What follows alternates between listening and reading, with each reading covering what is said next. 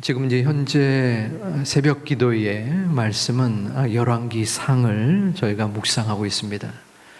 열왕기서는 열왕기상과 하로 이루어지는데 이스라엘의 400년의 왕들의 역사를 그려내고 있습니다.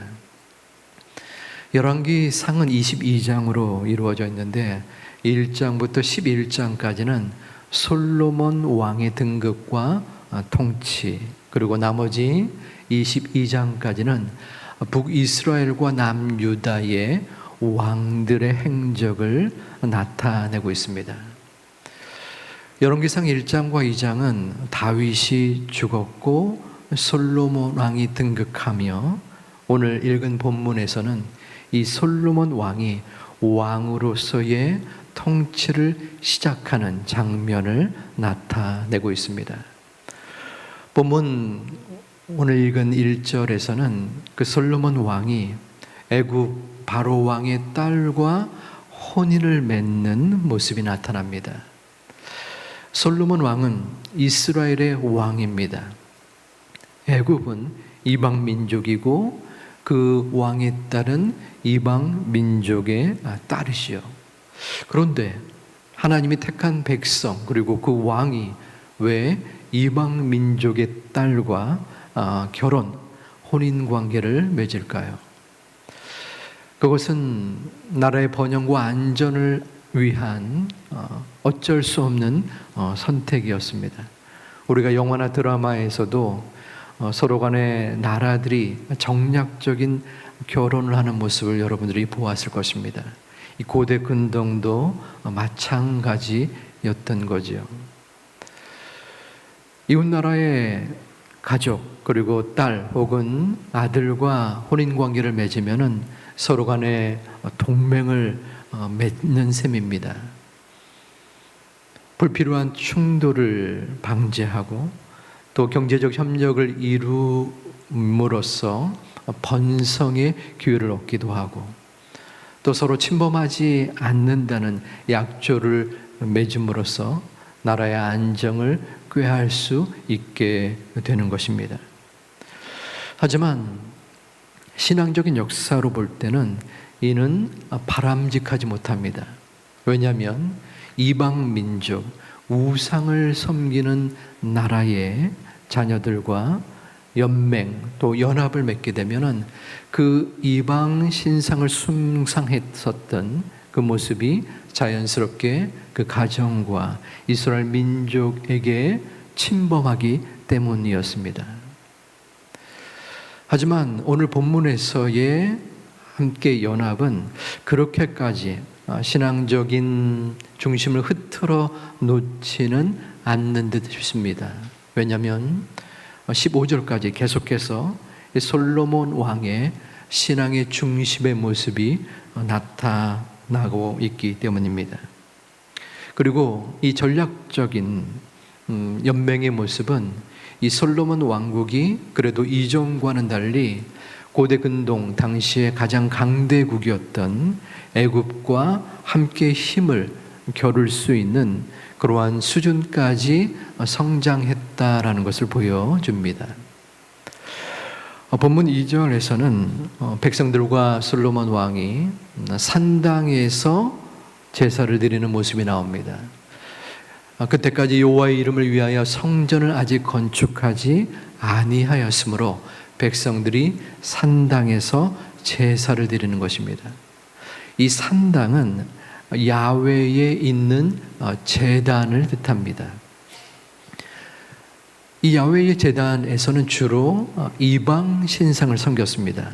그런데 이스라엘 백성이 가장 소중히 여기는 성전이 파괴되었기 때문에 이 제사를 드릴 공간이 없었던 것이에요. 이 산당을 의미하는 히브리어 빠바라는 그 뜻은 높은 곳이라는 의미를 가지고 있습니다. 높은 곳. 당시에 이방 신상은 주로 하늘에 있다라고 여겼기 때문에 가능한 한 높은 산지에 올라가서 그 산당에서 제사를 드리면 자신이 의지하고 신뢰하고 믿는 그 신과 가까워지는 곳이기 때문에 효험을 얻을 수 있다라는 생각을 가졌던 것이죠. 산당에서 하나님 앞에 제사를 드리는 것이 올바른 모습은 아니지만 성전이 없기 때문에 제사를 드리지 않는 것보다 낫다라는 솔로몬 왕의 신앙의 모습을 볼 수 있습니다. 또한 이것은 이 솔로몬 왕궁이 해야 할 앞으로 중요한 사역 중에 성전 건축이라는 것을 암시하는 모습이기도 합니다. 솔로몬과 백성들은 그 산당에서 1000번제의 제물을 드렸습니다. 제사를 드렸습니다. 하나님께서는 그 모습을 보고 기특하게 여기셨는지 5절 말씀에 내가 무엇을 줄까 하면서 솔로몬에게 말을 합니다. 여기서 무엇을 이라는 히브리어 원어는 무엇이든지라는 뜻과 더 유사하다고 생각합니다. 다시 말하면 하나님께서 솔로몬에게 야, 내가 무엇이든지 나에게 구하라, 기도해라. 그러면 그것을 너에게 주리라 라고 너무나 축복된 말씀을 지금 하고 있는 것입니다.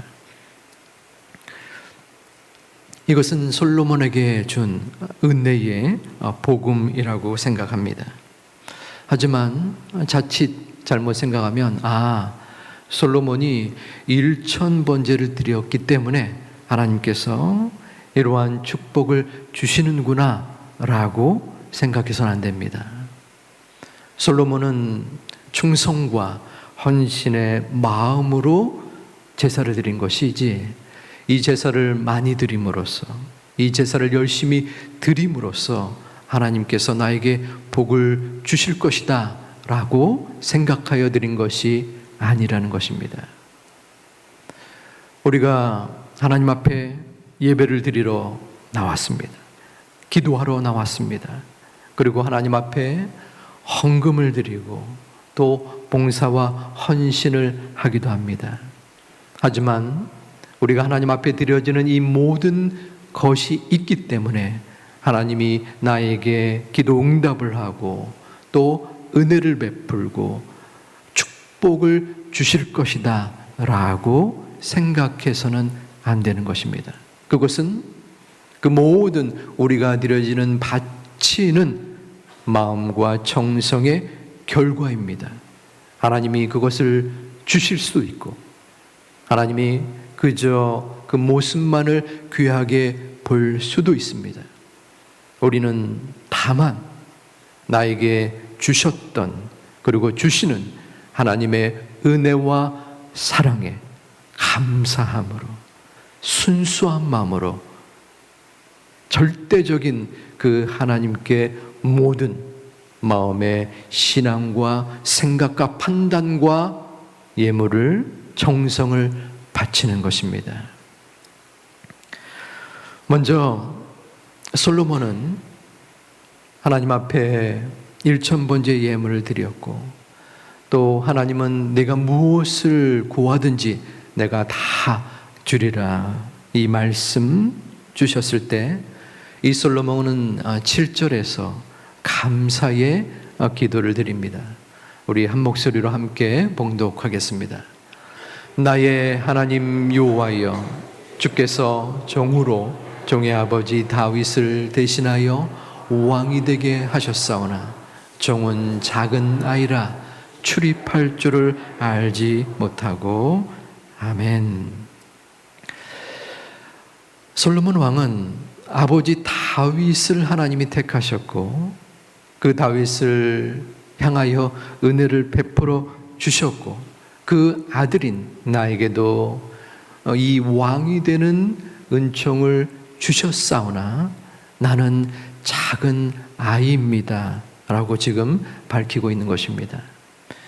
여기서 작은 아이라 라고 한다면 하나님의 소중한 이 사역을 감당하기에 저는 경험도 부족하고 미숙하고 연약한 존재일 수밖에 없습니다.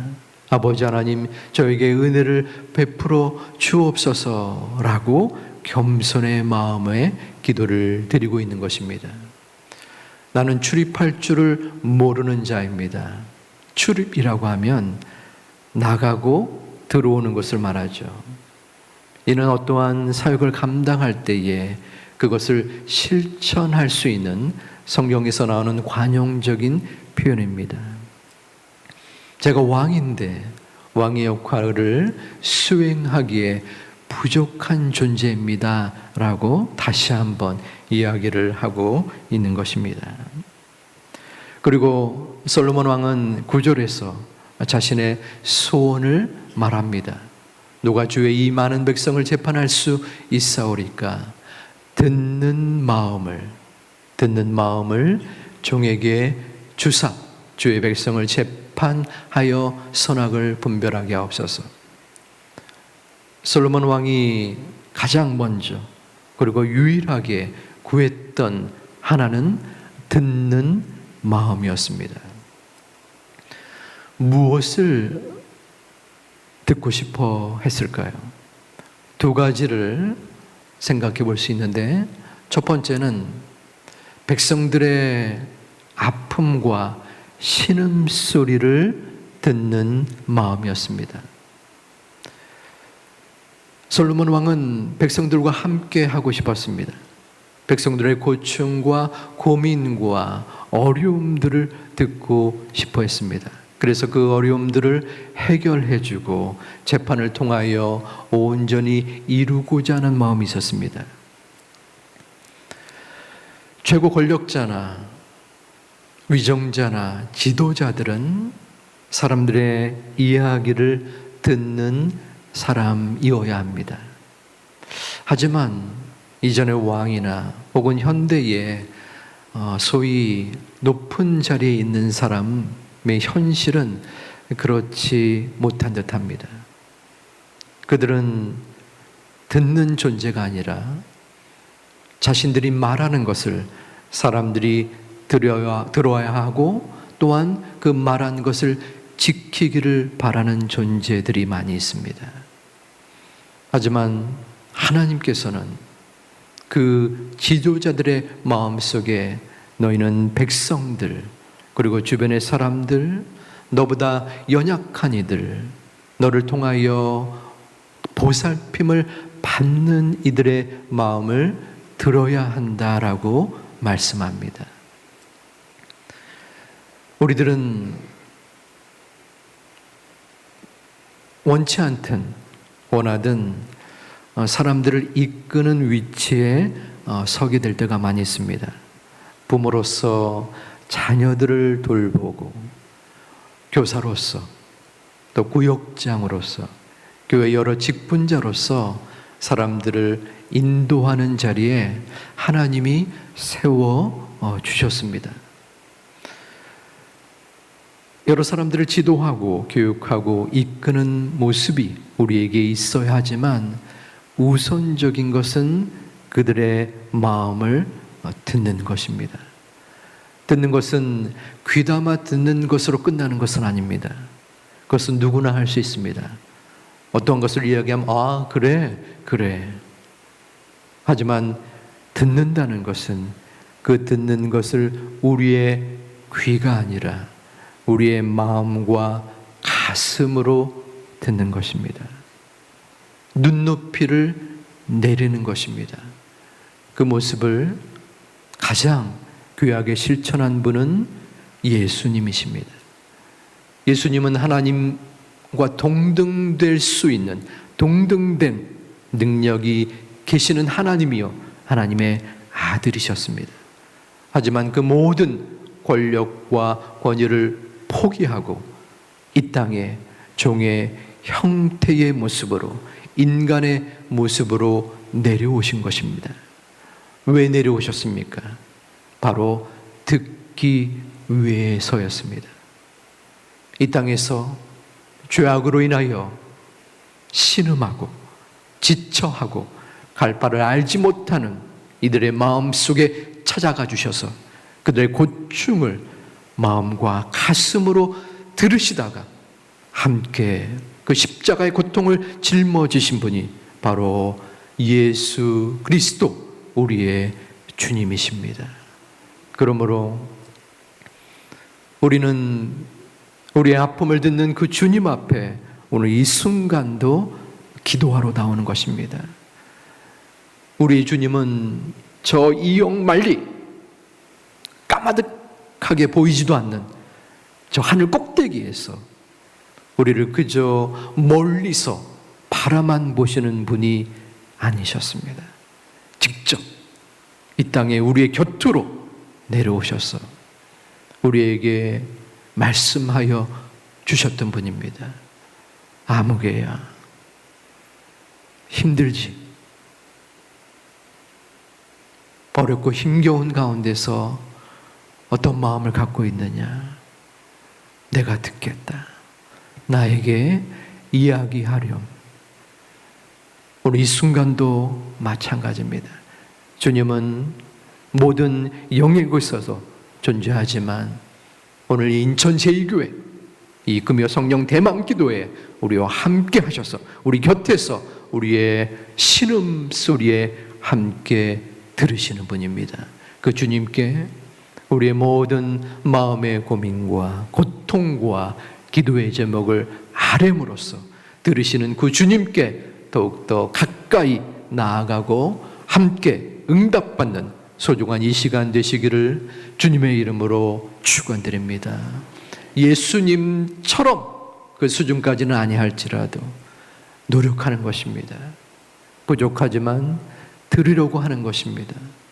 내 자녀가 이야기를 할 때 우리의 구역원이 말도 안 되는 소리를 할 때 그 말을 끊고 또한 교훈하고 가르치기보다는 그 말을 억제하고 귀담아 듣는 것입니다. 아, 그렇구나. 내 머리로 이해되지 않는다 할지라도 그 사람의 입장에서 생각하며 그럴 수도 있겠지. 얼마나 아플까. 그렇게 듣는 모습이 바로 솔로몬의 첫 번째 듣는 마음의 기도였습니다. 두 번째에 듣는 마음이 있었는데 그것은 원어적인 의미에서 복종하는 마음이 뜻입니다. 어디에 복종하고 싶어 했을까요? 그것은 하나님의 말씀에 복종하는 마음입니다. 하나님의 말씀을 듣기를 원하였습니다. 그것은 본문 10절 말씀에 그 의미가 함께 나타나 있습니다.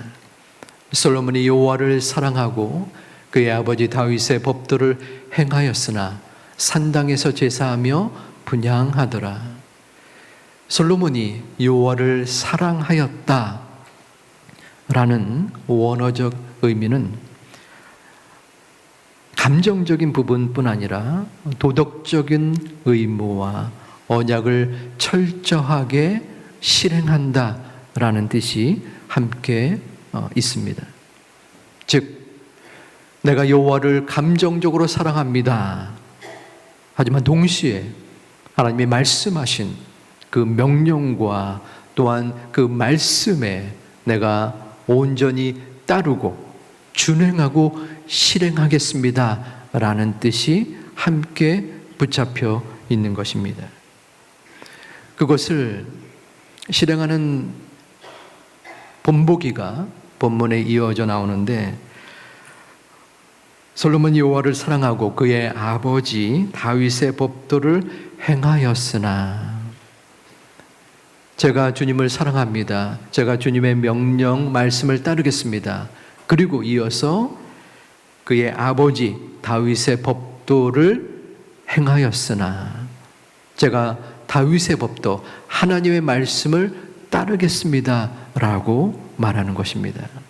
즉 내가 여호와 아버지를 사랑하는 것은 바로 하나님의 명령을 따르는 것입니다. 그 말씀을 준행하겠습니다 라고 지금 거듭 이야기를 하고 있는 것입니다.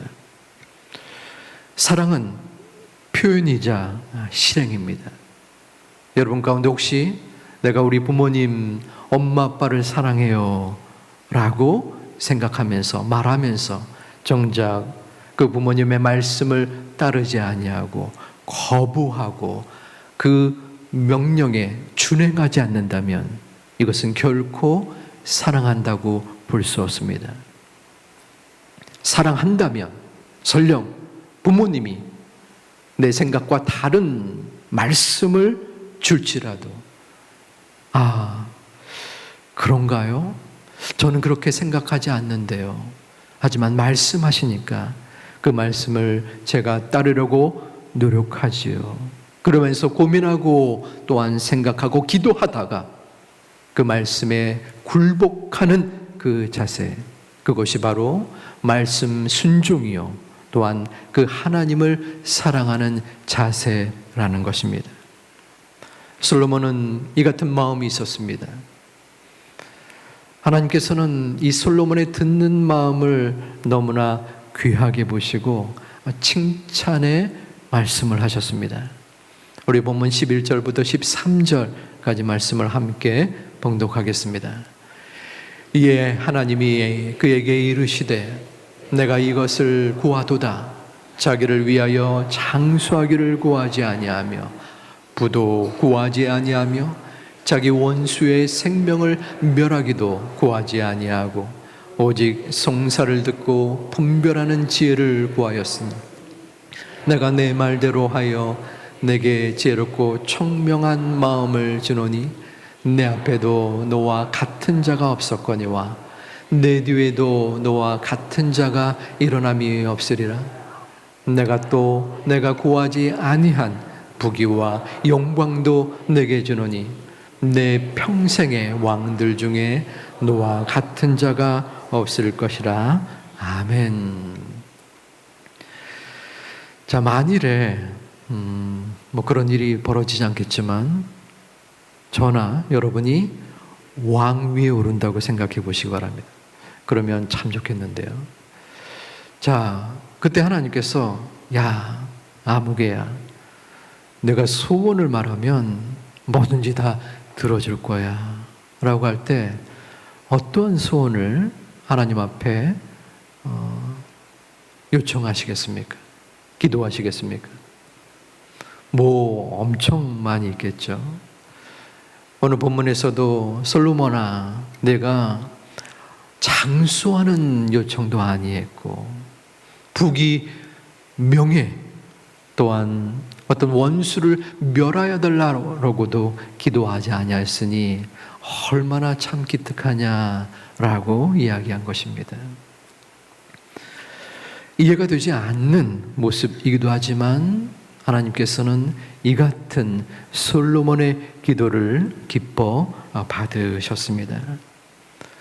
솔로몬의 마음 중심에는 말씀이 있었습니다.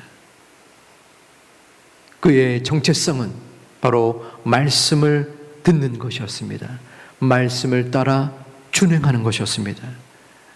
그에게 중요한 것은 왕, 그 당시의 최고 권력자의 모습이 아니었습니다. 어떻게 하면 그 말씀을 제가 온전히 듣겠습니까? 그리하여 그 말씀을 따라 온전하게 실행함으로써 이 백성들을 지혜로서 다스릴 수 있겠습니까? 그의 초점과 중심은 오직 말씀이었습니다. 여러분의 마음속에 여러분을 의미 있게 만드는 그것은 무엇입니까? 여러분의 중심을 쿵쾅쿵쾅 뛰게 만드는 그 어떠한 것은 무엇입니까? 그것은 물질이 될 수 있습니다. 성취요, 내 삶의 안정일 수 있습니다. 내 자녀의 성공이 우리의 마음속에 기쁨을 줄 수 있습니다. 하지만 오늘 말씀을 비춰볼 때 그러한 여러 가지 이 땅에서의 삶과 모습보다 솔로몬을 빗대어 본다면 그 말씀이 우리의 중심이 되기를 주님의 이름으로 축원합니다. 3년 전에 저의 모습은 말씀이 중심이 되지 아니했습니다. 지금 생각해 보면 말씀이 중심이 됐던 적이 부끄럽지만 없지 않았나 그런 생각을 합니다.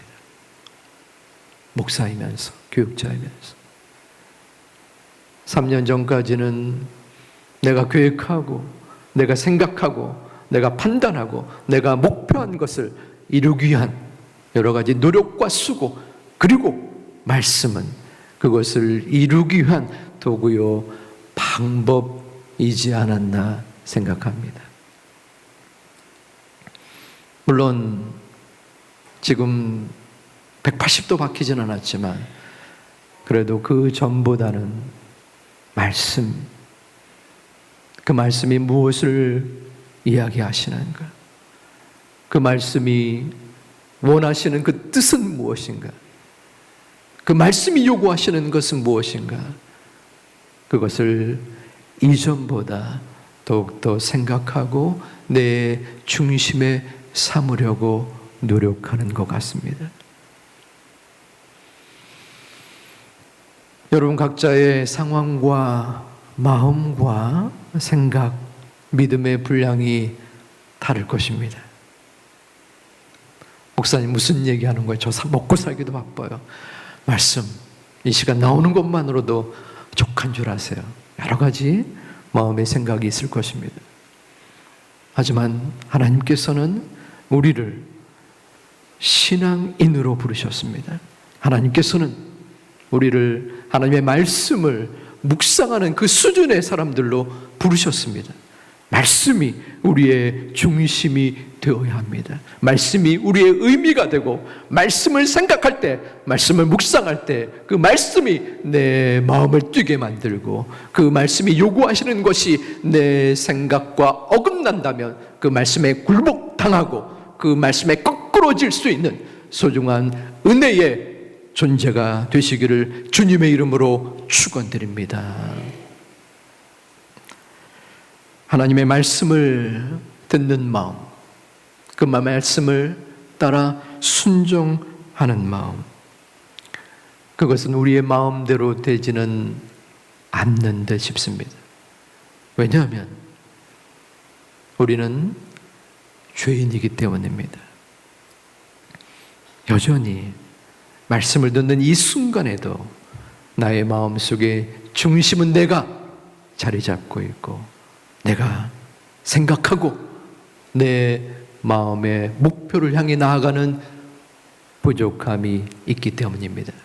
그러므로 우리는 말씀 가운데 기도하는 것입니다.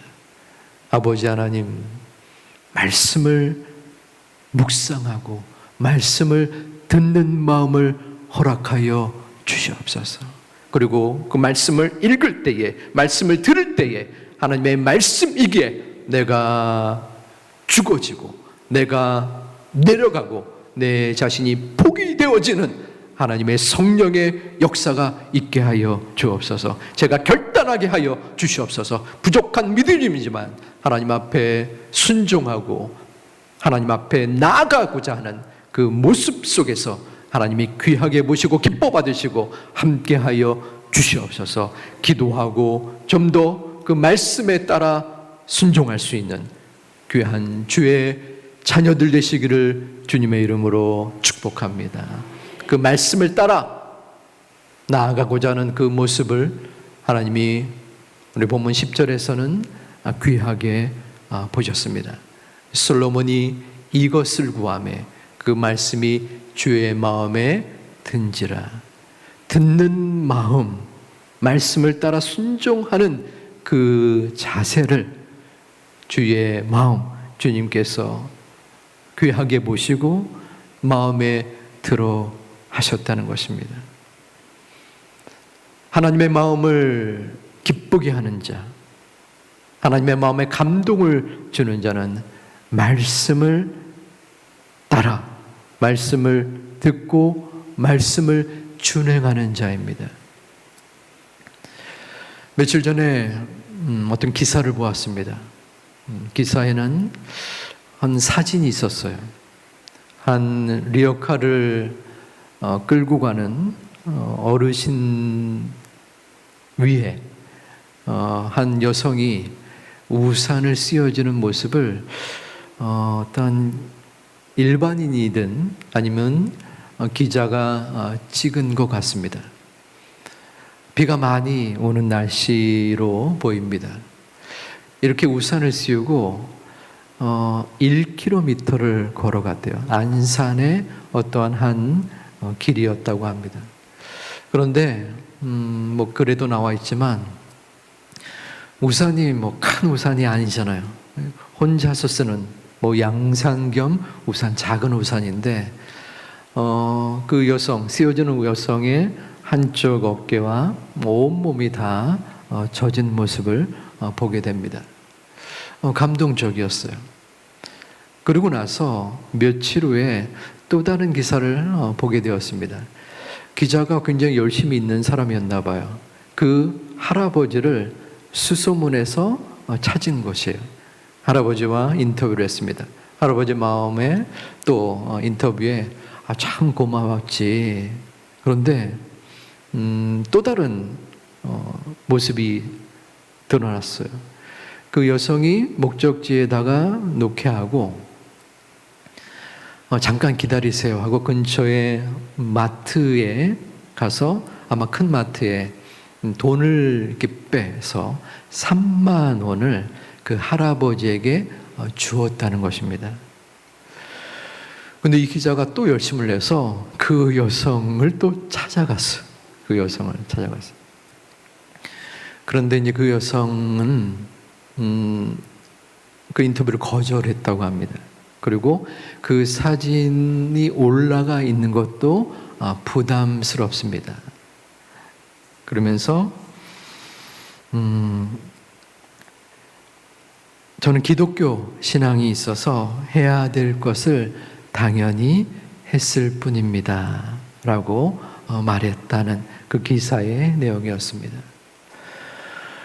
많은 교회와 또 여러 신앙의 부정적인 기사들이 홍수를 이루는 가운데 물론 교회 다니지 않는 분들이 그 기사를 보고 교회가 참 교인들이 귀한 모습을 하는구나 라고 감화 감동을 받을 것 같지는 않습니다. 하지만 짧은 기사의 내용이었지만 이분은 아마도 내 이웃을 내 몸과 같이 사랑하라, 오른손이 아니를 왼손이 모르게 하라는 그 말씀을 실행하였지 않나라는 생각을 합니다. 그리고 부끄러웠습니다. 저는 도저히 하지 못했을 그러한 모습이기에 부끄러움과 도전의 모습을 들었습니다. 우리가 말씀을 듣고 그 말씀을 준행하는 모습은 무엇입니까? 이 시간 여러분에게 적용의 말씀을 드린다면 단 한 가지라도 마음속에 묵상하셨으면 좋겠습니다. 내가 지금까지의 수많은 말씀 중에 따르고 싶어 할, 그리고 따라야 할 그 말씀은 무엇인가? 혹은 내가 도저히 따를 수 없는, 원수를 사랑하라 했지만 내 마음속에 아직도 미움으로 다가서 있는 그 친구, 내 친척, 그 사람, 말씀과 상관없이 살아가는 내 모습, 그 말씀을 준행할 수 있는 것은 무엇입니까? 신앙은 이론이 아닙니다. 신앙은 실천이요, 표현이요, 준행입니다. 말씀을 머릿속에 묵상해 보시기 바랍니다. 그리고 이 말씀을 따라 내가 온전히 준행해야 할 말씀은 무엇인가? 단 한 가지라도, 그 하나라도 그 말씀 앞에 듣는 마음, 그리고 말씀을 실행할 수 있는 소중한 은혜의 기도자들 되시기를 주님의 이름으로 축복합니다. 아울러서 마지막으로 한 가지, 이 말씀의 준행과 더불어 기도의 부탁을 드립니다. 우리 11월 첫째 주를 새생명 초청 전도 주일로 이제 9월 17일 날 또 선포하려고 합니다. 여긴 기도의 동역자들이기 때문에 미리 말씀을 드립니다. 우리 너희는 모든 민족으로 제자를 삼아 아버지와 아들과 성령의 이름으로 세례를 주라. 이것은 하나 예수님의 마지막 이 땅의 지상명령의 말씀입니다. 우리는 그 말씀을 준행하고 또한 이끌고 나아가야 할 의무와 책임이 있습니다. 기도해야 합니다. 아버지 하나님, 수 없는 말씀 중에 이 복음 전도의 말씀을 이번 하반기에 제가 듣고 따르고 실행할 수 있는 용기를 허락하여 주옵소서. 아버지 하나님, 그 말씀대로 준행할 때에 하나님이 나에게 헤아릴 수 없는 은혜와 또한 하나님이 주시는 담대함과 주님의 은총을 허락하여 주시옵소서. 먼저는 내가 말씀 속에 준행해야 할 하나를 생각하시고 아울러서 이 복음 전도에, 복음 증거에 대한 말씀의 준행이 이루어질 수 있는 이번 하반기가 되시기를 주님의 이름으로 축원드립니다.